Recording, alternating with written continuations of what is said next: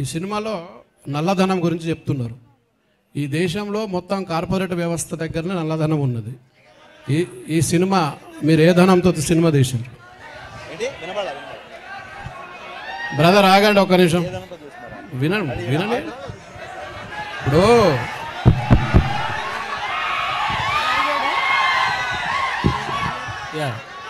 నేను ఒక పవన్ కళ్యాణ్ ఫాలోవర్ అండి, నాకు అదే ధైర్యం.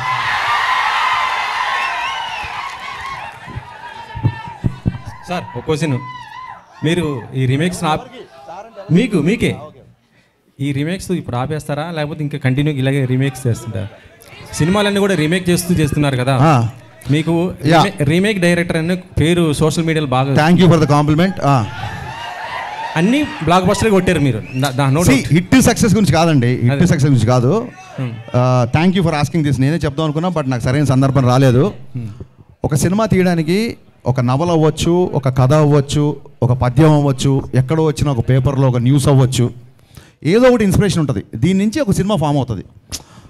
మీకు తెలిస్తే సీతారామయ్య గారు మనవరాలు చతురా విప్లవాలు ఆ రోజుల్లో వచ్చిన ఒక కథ, ఒక చిన్న కథ నుంచి 3 గంటల సినిమా చేశారు క్రాంతి కుమార్ గారు.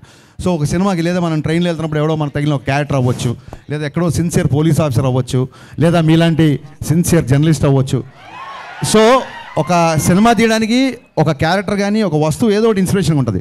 నా ఉద్దేశం ఏంటంటే ఒక సినిమా తీయడానికి ఇంకో సినిమానే ఎందుకు ఇన్స్పిరేషన్ అవ్వకూడదని.